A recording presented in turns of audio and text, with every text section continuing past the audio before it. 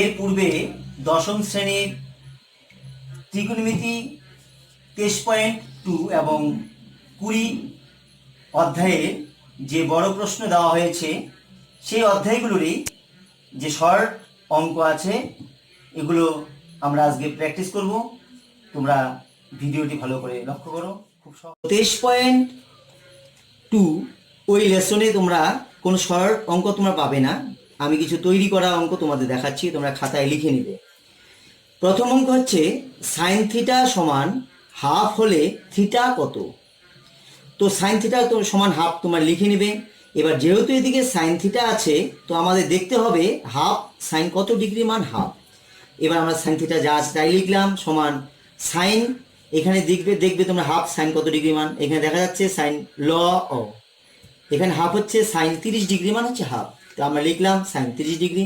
তো sign sign উভয় দিয়ে কাটা হলো, তো থিটা সমান 30 ডিগ্রি। ঠিক একই রকমভাবে পরে আরেকটা দ্বিতীয় প্রশ্ন, সাইন 2 থিটা সমান √3/2 হলে সাইন 3 থিটা কত। তো প্রথমে আমাদের থিটার মান বের করতে হবে। তো সাইন 2 থিটা সমান √3/2 লিখলাম। এবার √3/2 দেখতে হবে সাইন কত ডিগ্রি মান, তোমরা এখানে দেখে নিবে এরকমভাবে লিখে। তো আমরা জানি যে √3/2 সাইন 60 ডিগ্রি মান। তো উভয় দিকে সাইন সাইন কাটা, 2 থিটা সমান 60 ডিগ্রি, থিটা সমান ওই 60/2 হবে, কাটাকাটি করলে কত হবে 30 ডিগ্রি। এবার আমরা আবার লিখবো সাইন 3 থিটার মান কত। সাইন 3 থিটা, থিটার মান কত 30 ডিগ্রি। আমরা থিটার জায়গায় বসিয়ে দিলাম।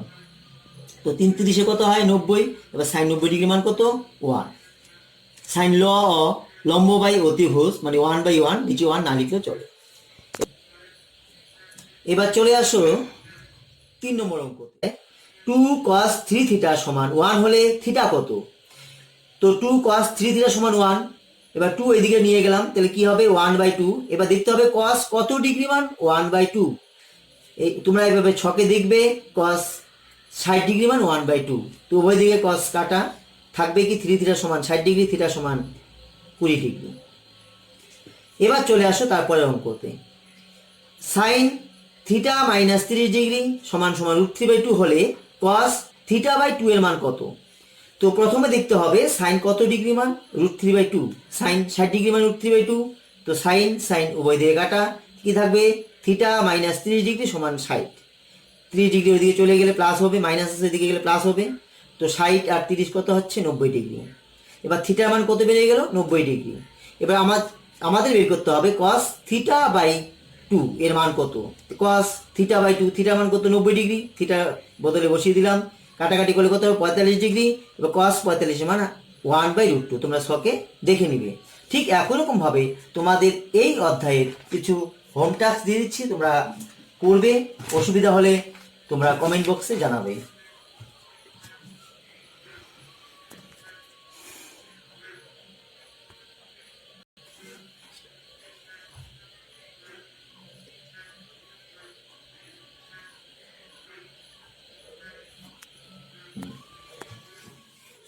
দেখবে কষে দেখি 20 টেক্সট বই পেয়ে যাবে। কষে দেখি 20 শর্ট অঙ্ক টেক্সট বইয়ের উপর থেকে। তো প্রথম অঙ্ক 14 এ। এবার চলে আসে 14 এর 1 নম্বরটি। একটি ঘড়ির মিনিটের কাটা প্রান্তবিন্দু 1 ঘন্টায় আবর্তন করে, কতটুকু আবর্তন করবে। একটি ঘড়ির মিনিটের কাটাটি 1 ঘন্টায় এরকম গোল ভাবে ঘুরবে। তো এই সম্পূর্ণ বৃত্তটি কত ডিগ্রি কোণ 360 ডিগ্রি কোণ। 360 ডিগ্রি বলতে 2π। এর জন্যই আমরা বলছি ঘড়ির মিনিটে কাটা প্রান্তবিন্দু 1 ঘন্টায় একটি পূর্ণ বৃত্তাকার পথ অতিক্রম করবে। আর একটি পূর্ণ বৃত্তাকার মান হচ্ছে 2π রেডিয়ান। উত্তরটা হবে 2π, এটা ডি নম্বরে পেয়ে যাবে। এবার বলছে π/6 রেডিয়ান সমান কত। তোমরা জানোই পায়ের মান 180 ডিগ্রি, 180 বসিয়ে 6 দিয়ে কাটাকাটি করবে 30 ডিগ্রি। তারপরে 3 নম্বরে চলে আসো, একটি সুষম ষড়ভুজের প্রতিটি অন্তঃকোণের মান কত, বৃত্তীয় মান কত। তো ষড়ভুজের তোমরা সূত্রটা অষ্টম শ্রেণীতে দেখেছো, 2 × n-2 সমকোণ। তো সুষম ষড়ভুজের অন্তঃকোণগুলি সমষ্টি 2 × n-2 সমকোণ। এটা হচ্ছে অন্তঃকোণগুলির সমষ্টির সূত্র। n বলতে বাহুর সংখ্যা, এখানে যেহেতু ষড়ভুজ বলছে কাজেই বাহুর সংখ্যা হচ্ছে 6। তো n এর অপোজিটকে লিখতে হবে 6। এবার 6 থেকে 2 বিয়োগ করলে কত হবে 2। এইবার 90 ডিগ্রি করলাম কেন, সমকোণ থেকে এক সমকোণ 90 ডিগ্রি, একদম ডিগ্রিতে চলে আসলো, তো 720 ডিগ্রি হয়ে গেল। এবার এর বৃত্তীয় মান, এবার 720 হচ্ছে 6টি কোণের সমষ্টি 720 ডিগ্রি। তো একটি কোণ কত হবে, 6 দিয়ে ভাগ করতে হবে, 6 দিয়ে ভাগ করলে আসবে একটি কোণের মান। এখানে যেহেতু বলছে প্রতিটি কোণের বৃত্তীয় মান, কাজে 6 দিয়ে ভাগ করলে একটি কোণ এসে গেল। আর বৃত্তীয় মান করতে গেলে π/180 দিয়ে গুণ করতে হয়, কাটাকাটি করলে কি আসবে 2π/3। এবার চলে আসো এস সমান সমান আর থিটা সম্পর্কে, থিটা এর পরিমাপ করা হয় কোনটা হবে। তো আমরা জানি আর একক দৈর্ঘ্যের ব্যাসার্ধ বিশিষ্ট বৃত্তের এস একক দৈর্ঘ্যে বৃত্তচাপ কেন্দ্রে যে কেন্দ্রস্থ কোণ উৎপন্ন করে তার বৃত্তীয় মান আর হলে কি হবে, এস সমান আর থিটা হবে। তো উত্তরটা হবে এস সমান আর থিটা এর বৃত্তীয় মান। এবার চলে আসো 5 নম্বর অঙ্কতে। একটি উপপাদ্য এটা তোমাদের আছে, তোমরা জানি না করেছো কি না, তো এরপরে আমি এই উপপাদ্যটি দিয়ে দিব। বলছে এখানে এবিসিডি বৃত্ত চতুর্ভুজের কোণ এ 120 ডিগ্রি হলে কোণ সি এর বৃত্তীয় মান কত।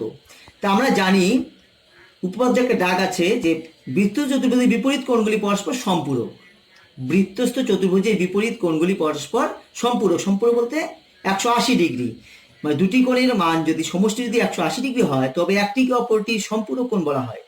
তো এই যে এই কোণটা দেওয়া আছে 120 ডিগ্রি, তো এই দুটো মিলে কি হবে 180 ডিগ্রি। তো কাজে এই 180 থেকে 120 বিয়োগ করলে বেরিয়ে যাবে কোণ সি এর মান কত, 180 - 120 60 ডিগ্রি। তো 60 ডিগ্রি বৃত্তীয় মান করলাম, ব্যাস হয়ে গেল। এবার চলে আসো বি এর এক সত্য মিথ্যা।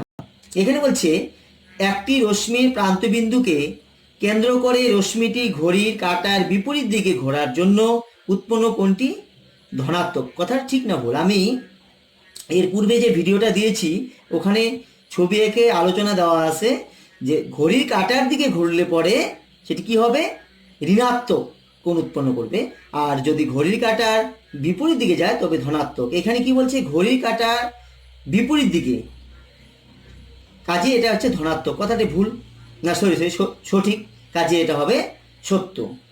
এবার বলছে একটি রশ্মির প্রান্তবিন্দু কেন্দ্র করে রশ্মিটি ঘড়ির কাঁটার দিকে দুবার পুনঃ আবর্তন করলে সেটি কত হবে। ঘড়ির কাঁটার এইভাবে একবার আবর্তন করলে কত হয়, 360 ডিগ্রি। দুবার করলে কি হবে, 720 ডিগ্রি হবে। 360 × 2, তো 720 ডিগ্রি। কিন্তু আমরা জানি ঘড়ির কাঁটার দিকে যদি আবর্তন করে তবে হয় এটা ঋণাত্মক, তার মানে কি -720 ডিগ্রি হবে, কিন্তু এখানে আছে +720, কাজে এটা মিথ্যা। এবার বলছে পাই রেডিয়ান একটি ধ্রুবক কোণ হবে, শূন্যস্থান পূরণ। ষষ্ঠিক পদ্ধতিতে 1 রেডিয়ানের সমান কত হবে। এখানে বলছে আমরা জানি পাই রেডিয়ান সমান 180 ডিগ্রি বা 22/7 রেডিয়ান। তো 180/180 ডিগ্রি বা 1 রেডিয়ান সমান কি হবে, এটা সমাধান করলে আসে, মানে কাটাকাটি করলে উত্তরটা এসে যাবে। এবার হচ্ছে 3π/8 পরিমাপের এক কোণটি সম্পূরক কোণের বৃত্তীয় মান কত। একটু আগে বলছি সম্পূরক কোণ হচ্ছে দুটি কোণের সমষ্টি যদি 180 ডিগ্রি হয় তবে একটিকে অপরটির সম্পূরক কোণ বলা হয়। তো 180 বলতে পাই, এর জন্যই আমি কি করলাম, যেহেতু এখানে বৃত্তীয় মান বলেছে আর একবারে করার জন্য পাই - 3π/8 দেওয়া হয়ে গেছে। তো মাইনাস করলে কি আসবে, 5π/8 উত্তর। তো বাকি অঙ্কগুলো যে রয়েছে ওগুলো বাড়িতে তোমরা প্র্যাকটিস করবে, সমস্যা হলে কমেন্ট বক্সে জানাবে। শুধু বাকি অঙ্কগুলো বলতে শুধু বইয়েরগুলো করলে হবে না, উদাহরণ থেকে করবে, মাধ্যমিক সালে 10 বছরের অঙ্ক করবে, তৎসঙ্গে টেস্ট পেপার থেকে করবে। যদি সমস্যা হয় কমেন্ট বক্সে জানাবে, লাইক শেয়ার এবং বন্ধুদের সঙ্গে শেয়ার করতে ভুলবে না।